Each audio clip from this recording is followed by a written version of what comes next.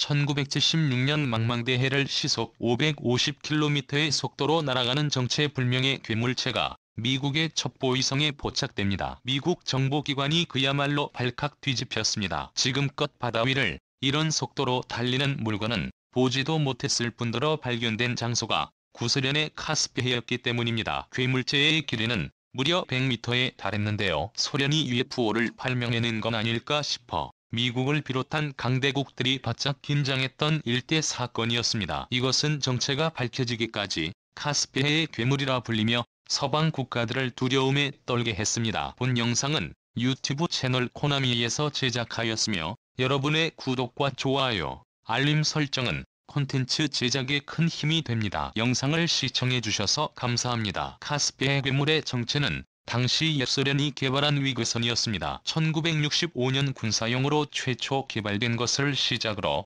배수량 550톤, 최고 시속 550km에 달하는 괴물배가 10년 만에 완성된 것이죠. 배라고 부르기엔 해면 위를 떠서 다니니 배의 범주에 들지 않았고 비행기라 부르기에는 고도가 너무 낮았습니다. 미국에서는 1990년대 후반 국제해사기구 IWMO와 국제민간항공기구 ICAO에 의해 선박으로 공식 분류됩니다. 고도 150m 이하로 움직이는 기계는 모두 선박으로 분류한 것인데요. 적당한 분류인지는 조금 의문이 듭니다. 에크라노플란 같은 구소련의 괴물 위그선들은 위급하다 생각되면 최대 2km까지 상승할 수 있기 때문입니다. 위그선은 해면 효과를 이용해 적은 연료로 장거리를 나는 배와 비행기의 중간 형태입니다. 내 비행기처럼 빠르게 달릴 수 없는 것은 수면과 마찰이 크기 때문인데요. 위그에서는 물 위에 살짝 떠서 물 표면에서 내는 양력적 해면 효과를 이용하는 원리입니다. 적은 연료로도 멀리 빠르게 갈 수 있는 것이죠. 물 위뿐만 아니라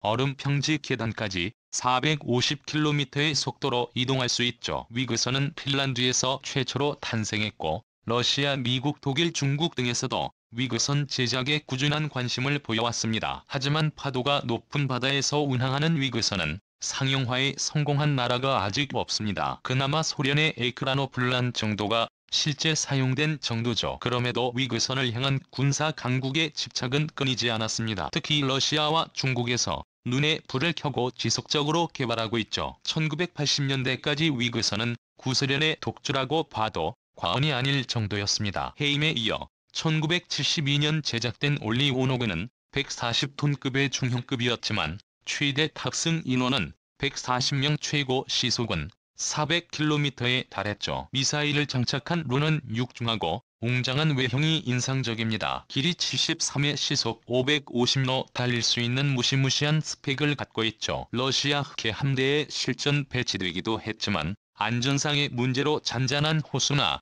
강에서 운행했다고 합니다. 한편 얼마 전 러시아 카스피해의 한 해변가에 정박된 거대한 물체가 포착되어 군사 전문가들이 깜짝 놀랐는데요. 버려진 위그선인가에서 자세히 들여다보니 초음속 미사일로 무장한 위그선이었습니다. 군사무기로 활용할 계획을 버리지 못한 거죠. 러시아가 왜 이토록 위그선에 집착을 하는지 이유를 짐작할 수 있었습니다. 그런데 작년 우리나라 영해에서 200km의 거리를 완주한 위그선이 탄생했는데요. 그것도 바다가 험난한 울릉도에서요. 울릉도가 날씨 영향을 직접적으로 받는 곳이라는 건 대부분 아실 겁니다. 울릉도에서 독도를 가는 건 오죽하면 3대가 덕을 쌓아야 갈 수 있다는 말도 있죠. 그 어렵다는 위그선 개발과 시운전을 한국이 성공하자 원조 국가라고 할 수 있는 러시아가 깜짝 놀랐습니다. 위 구성과 관련된 러시아와 한국 간의 비하인드 스토리가 있기 때문입니다. 1990년대 초 러시아는 한국에서 빌린 30억 달러의 부채를 신뢰에 갚지 못하게 되는 상황에 봉착합니다. 러시아 정부는 고민에 빠집니다. 고민 끝에 부채를 갚는 대신 군사기술을 제공하기로 하죠. 위그선이 바로 그 당시 러시아가 제공한 군사기술 중 하나입니다. 기술 이전을 하더라도 개발은 어려울 것이라 생각하고 제공한 것인데요. 그로부터 긴 시간이 흐르긴 했지만 끈질긴 한국인들은 결국 자체 개발과 세계 최초 상용화 성공까지 이뤄낸 것입니다. 1993년에 러시아로부터 기술 전수를 받은 한국은 1996년 한국기계연구원이 국내 조선업체와 공동으로 시제품 갈매기 1호를 개발해내기 이릅니다. 2002년에는 한국해양연구원과 국내 벤처기업이 최대 출력 100마력의 4인승 위그선을 제작해 시운전에 성공한 경험이 있고요. 작년에는 아론 비행 선박산업이 여객 수송용 8인승 위그선을 완성해 내년부터 포항과 울릉도를 오가는 노선을 취항할 예정입니다. 지난 13년간 500억 원의 연구비를 투자한 결과였는데요. 세계에서 가장 안전한 위그선으로 손꼽합니다. 위그선 내부에는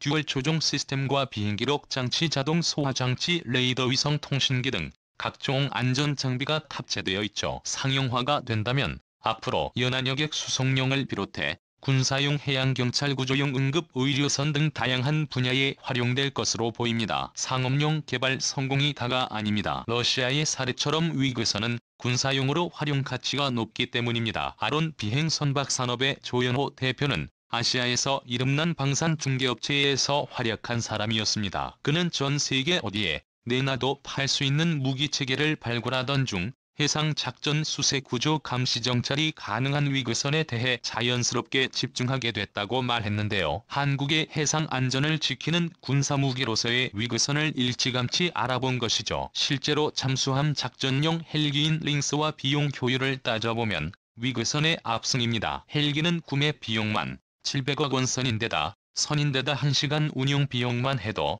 500만 원을 웃돌죠. 위그선은 구입비는 70억 원 선인데 원선인데 1시간 운용 비용도 20 정도입니다. 이 밖에도 위그선의 장점은 많습니다. 우선 프로펠러 수송기급 속도인데도 선체 동요가 적어 안정감이 우수합니다. 시속 400 이상의 빠른 속도를 내는데 소요게다가 제작 비용이 항공기의 절반 수준이며 지면 효과 때문에 수송기보다 월등한 연비를 자랑하죠. 복잡한 공항 대신 항구를 이용해 운송할 수 있어 부대 비용도 적습니다. 기반 시설이 딱히 필요하지 않기 때문에 훨씬 많은 화물을 적은 비용으로 빠르게 운반할 수 있는 것이죠. 그러나 안타깝게도 단점도 명확합니다. 먼 바다로 나갈 경우 파도가 10여 미터쯤 치는 악천후는 그리 드문 편은 아닌데요. 위그선을 많이 봤습니다. 수면과 맞닿는 부분의 마찰이 너무 크면 수면과 강하게 충돌하거나 공중에서 뒤집힐 수 있기 때문이죠. 여러 문제점 때문에 위그선 상용화는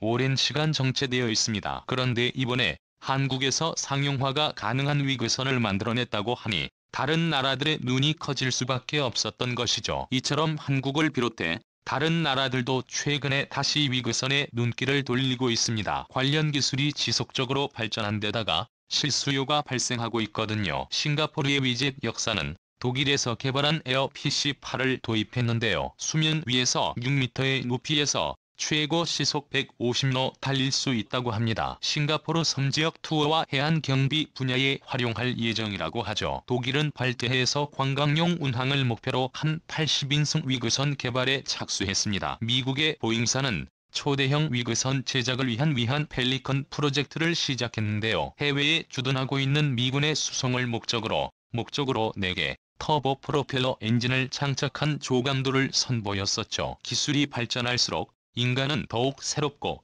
혁신적인 운송수단에 대해 고민합니다. 위그선 또한 가까운 시일 내에 한국에서 친숙한 운송수단이 되길 기원해봅니다. 아론 비행 선박 산업이 위그선을 대량 양산하고 연구 개발하는 기반을 구축하는 데 시동을 걸었다. 최근 재무적 투자자의 실탄 345억 원을 유치하면서 계획 추진에 탄력이 붙었다. 연간 90척의 위그선을 제작할 수 있는 대량 생산 클러스터를 경남 사천에 조성한다. 수소연료 전지를 탑재한 20인승 차세대 모델도 개발한다. 유럽 국가를 시작으로 동남아, 중동 등 세계로 판로를 넓히는 구상도 그렸다. 관광여객, 운송의료, 군사 등 다양한 목적으로 활용할 수 있는 만큼 투자사들도 아론의 사업 확장에 기대를 걸었다. 2008년 출범한 하론은 중소형 위그선을 만들어 판매하는 데 주력하는 기업이다. 미국에서는 이른바 비행하는 배로 항공기와 선박의 강점을 살린 교통수단이다. 물의 표면과 날개가 가까워질 때 양력이 커지면서 만들어지는 공기층을 활용해 날아간다. 창업자인 조현옥 대표는 1990년대 후반에 회사를 차려 무기 판매를 중개하고 대테러 장비를 공급한 경험을 갖췄다. 아론 설립을 모색한 시점은 2006년으로 거슬러 올라간다. 당시 국내 방위산업체에서 군사용 위그선을 개발한다는 소식을 접했다. 생소한 이동수단인 만큼 조 대표는 위그선의 원리와 쓰임새를 공부했다. 에너지 효율이 높은 데다 여객 수송 정찰 구조 등 다양한 용도로 활용될 수 있어 사업 성공의 가능성을 확인했다. 업력 13년을 넘기면서 아론은 국내 유일의 위그선 제조사로 자리매김했다. 할인 승패엔 -80 모델을 출시하면서 시장에 도전장을 던졌다. 수면에서 5위로 운하가는 에이터의 기체만 개발한 경쟁업체 달릴 수면에서 150m 떨어진 높이에서 날 수 있는 B타입의 성능까지 갖추면서 차별화를 이뤘다. 650 용량의 연료 탱크에 기름을 넣어